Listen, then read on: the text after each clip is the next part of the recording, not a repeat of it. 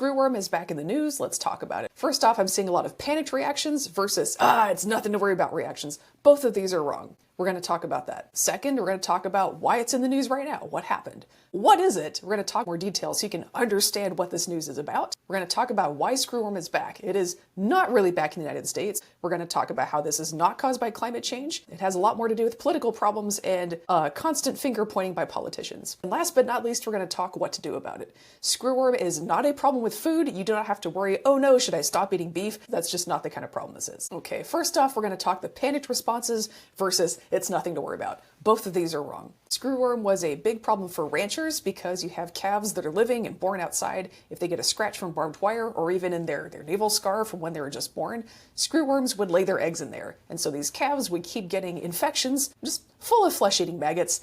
And that was not good for them. It used to cause ranchers lots of financial losses, lots of dead cattle, and that's the big thing we're worried about here. It's an economic problem.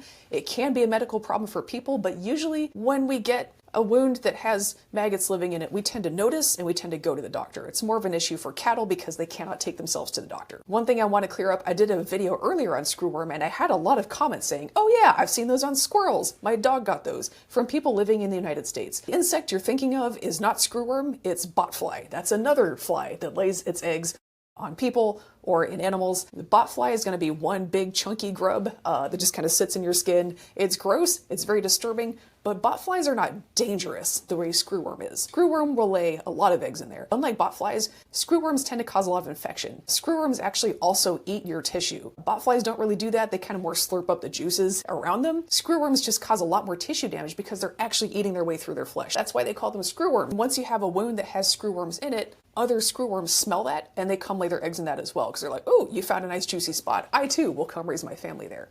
So what happens is you get a wound that has a few maggots in it and then more and more and more, it gets bigger and bigger and spreads into some really gruesome infections. Botflies just do one at a time.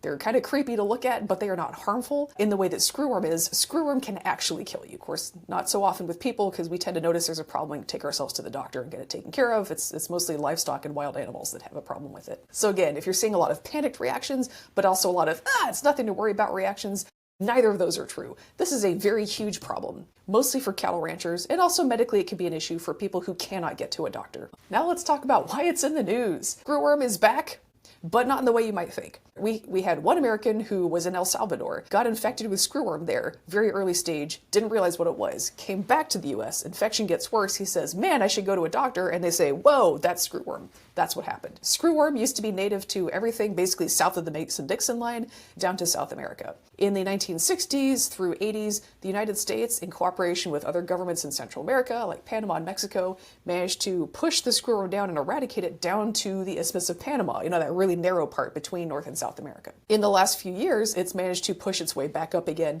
and screwworm is now present, I think, in the southern, about quarter or third of Mexico. It's not starting to like come up into the United States in general, it's just that one guy who went to El Salvador and got an infection. Now let's talk about why screwworm is back now.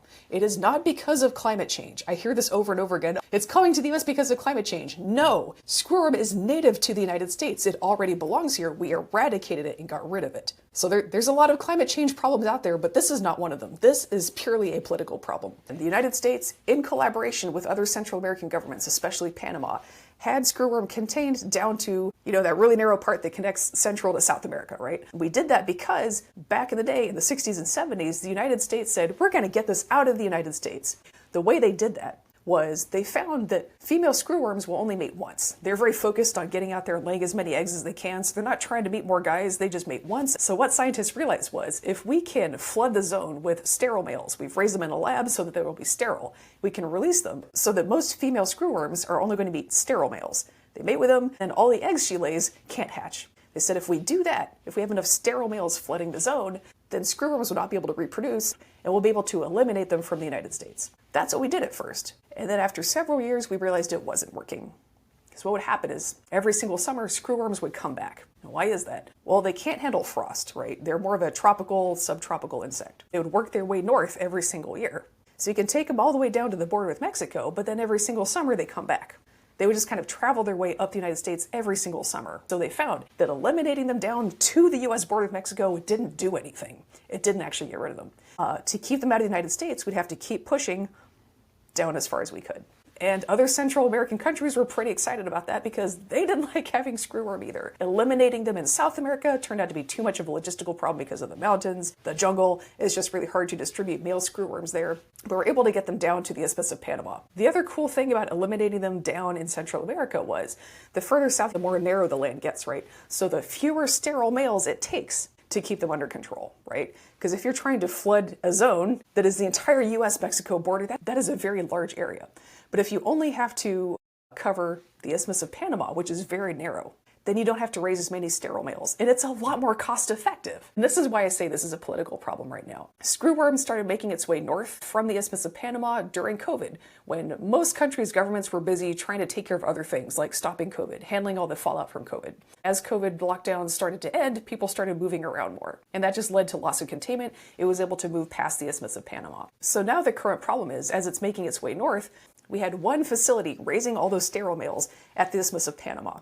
That facility is sized to raise enough sterile males to keep them at the Isthmus of Panama. Once they started making their way north, the land gets wider, right? You suddenly need a lot more sterile males to keep them from moving north, and we just did not have basically enough factory capacity to make enough sterile males to do the job. That's what's going on right now. And where it becomes a political hot button topic right now, we have the Trump administration, which is very high and mighty, we keep doing things for them and they don't do anything for us. Basically viewing these Central American countries as welfare queens that didn't do anything for this, and why are we paying for screwworm eradication?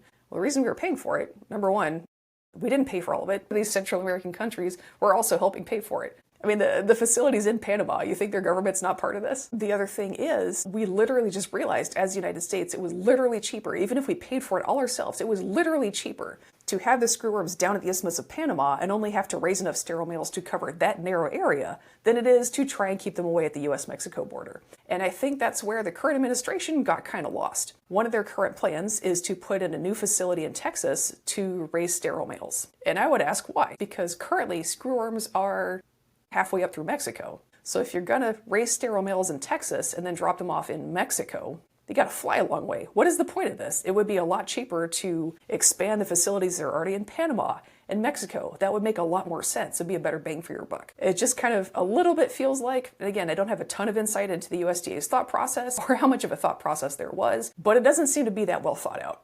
I'm just gonna say that. Maybe they're planning for, well, it's going to take 3 years to finish the facility, and by then there will be screwworm here. Well, that doesn't sound like a very good prevention plan. Again, there's already facilities in Mexico and in Panama raising these things and releasing them. So if you're going to spend millions and millions of dollars, it makes sense to spend those millions of dollars on a facility that's already there because most of the work is already done. You just want to give them some more money. It's actually cheaper to give money to a facility that's already there. And it just kind of feels like they don't want to do that because that's not in our country. Well, spending that money in the United States is the dumbest possible use of the money.